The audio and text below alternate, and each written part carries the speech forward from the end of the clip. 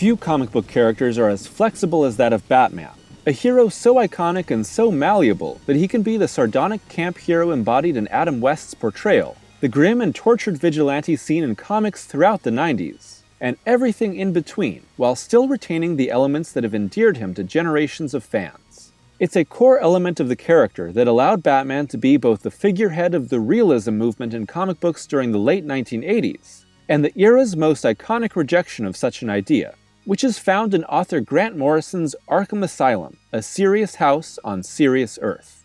By the end of the 80s, mainstream superhero comic books had taken a sharp turn into realism due to the popularity of books like Watchmen, The Dark Knight Returns, and Batman Year One.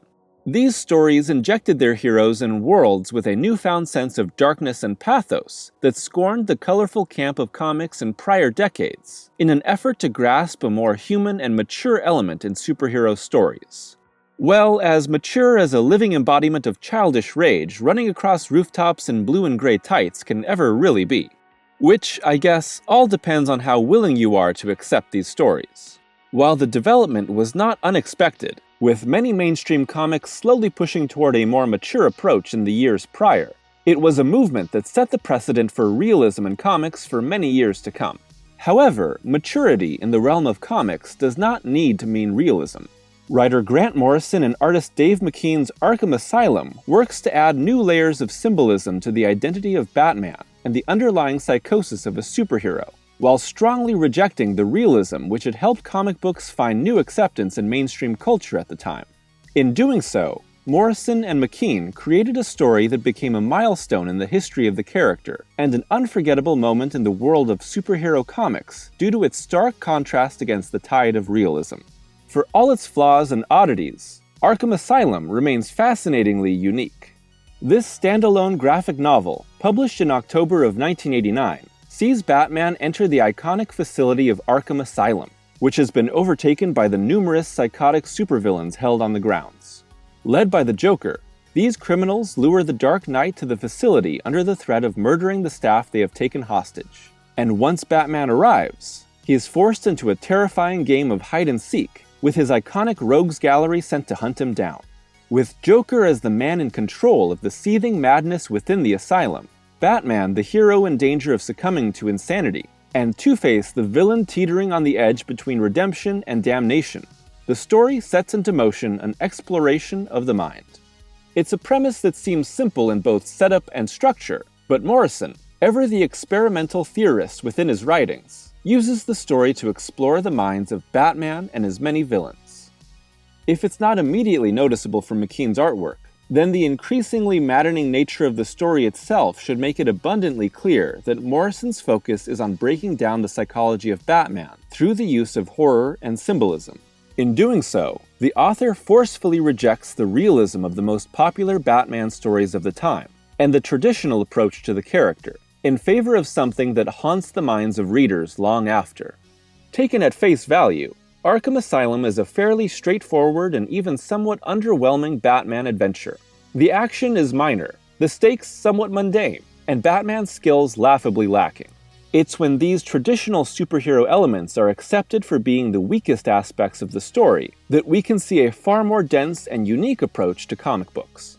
Batman, ever the master strategist in both comics and film, and the tortured victim of a violently arrested development in modern stories like The Dark Knight Returns, is perhaps the most unlike himself here in a tale where many characters are vastly reworked in favor of psychoanalytic archetypes.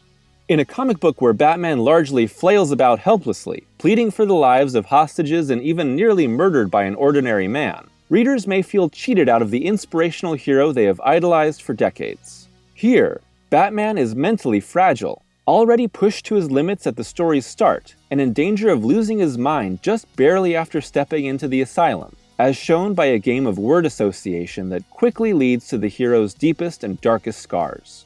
Soon after, Batman stabs a shard of glass through his hand in an effort to rid himself of hallucinations. Quite the bad move for a superhero with a host of villains ready to fight him. He screams out things that would never be uttered by the hero in any other setting, not even in Morrison's later work on The Dark Knight, which would portray a bold and excitingly heroic version of the character loved by many fans. So these odd bits of characterization should likely be attributed to deliberate choice, and not a stunning lack of understanding by the creator. Morrison has even previously said that Arkham Asylum could be interpreted as a nightmare suffered one night by the hero. And whether readers choose to view it this way or not, it's clear that this story is meant to place its protagonist within a metaphorical labyrinth designed to psychologically torture him at every step. Interestingly, Morrison has admitted to not wanting McKean as his artist on Arkham Asylum, initially wanting Brian Boland, the artist behind Alan Moore's The Killing Joke, to be the one that brought the graphic novel to life. Boland's clean art style is far more traditional and photorealistic than McKean's. Should Boland have created the visuals for Arkham Asylum, it likely would have reflected the more detailed and grounded art of the time, and made Morrison's symbolism far more obvious. Instead, McKean's abstract use of mixed media, including the use of paint, pencils, photography, and collage, crowds the page and obscures the image. It's a pairing that has its strengths and weaknesses. On one hand, adding to the sense of psychosis and claustrophobia that comes from being trapped in a madhouse. On the other, it's an approach that creates panels so dense and images so complicated that the metaphors and actions become difficult to see.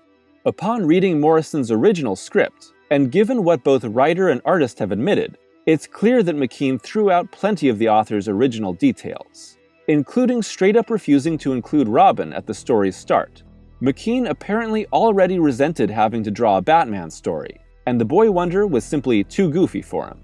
Other details, like the cyclical nature of Arkham Asylum's madness-inducing effects, are only slightly implied and really only become clear upon hearing Morrison's intentions. But while this behind-the-scenes creative headbutting diminished details, it turned Morrison's symbolic mindbender into a whirling vortex of nightmares, all of which are still informed by the author's psychoanalytical approach to Batman and his enemies. As Batman makes his way through the asylum, his journey is juxtaposed with the tale of Amadeus Arkham, founder of the asylum a century earlier. It's quickly revealed that Amadeus's mother suffered from severe psychosis when he was a boy, and we soon learn that while he would go on to found the asylum, his own insanity was not far behind. With Amadeus eventually becoming an inmate in his own facility, Morrison asks readers to question the line between sanity and madness, a line which Batman is quickly being pushed over by his ordeal. Batman, traveling past a series of villains who tempt him into madness, states, "Like Parsifal, I must confront the unreason that threatens me. I must go alone into the Dark Tower and face the dragon within." This blending of allusion to the quest for the Holy Grail and combating psychosis is just one of the many meanings injected into the story by Morrison. Perhaps what makes Arkham Asylum such a chaotic experience, and one that is often, and perhaps rightly, accused of being pretentious, is the sheer volume of metaphors, symbols, and psychological theories that are piled on top of one another in one slim graphic novel. Arkham Asylum is, all at once, a passion play, with Batman the Christ figure undergoing a metaphorical crucifixion and resurrection. It's seen in the language used in the book's intro and in his battle with Killer Croc. A retelling of Alice in Wonderland, with Batman entering a world of madness and multiple villains playing the roles of the insane characters Alice encounters. A metaphor for the countless diseases and psychological disorders coming to the forefront of culture in the 80s, with each villain taking on a different illness, like Clayface symbolizing AIDS and Maxie Zeus suffering from messianic delusions. An exploration of the supernatural, given the connection between Batman and the demonic bat that tortured Amadeus Arkham, his mad mother, and the asylum as a whole in modern day. An expression of the hypostatic model of personality, with Batman expressing many different sides of his character along his journey, which is counterbalanced by the Joker being able to switch between his own personality sides at will, an idea mentioned early on in a discussion regarding Joker's potential hypersanity, and a use of psychoanalytic theory to better understand Batman, with the asylum representing the hero's mind and his journey through it an exploration of his unconscious, and the many hidden desires associated with the id, ego, and superego, encountering Jungian archetypes in each character Batman meets. These elements support one another and undermine each other's points at various moments throughout the story, highlighting Morrison's ability to make a superhero adventure work on many different levels. They also lack the clarity and consistency found in the author's strongest works both before and since Arkham Asylum. It's a bold example of the strengths and weaknesses that come with mixing metaphors.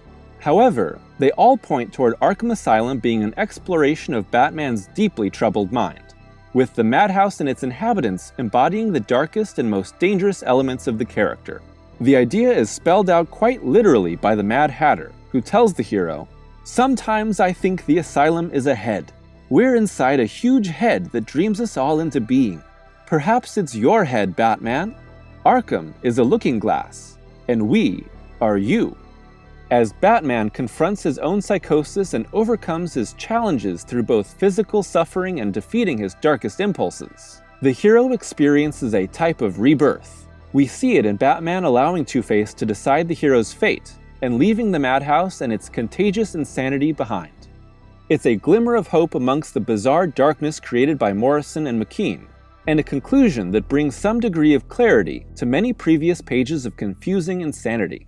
And while Arkham Asylum may stand as one of the more divisive and often frustrating books in Batman's decades of adventures, the surreal madness brought to life by Grant Morrison lingers in our minds.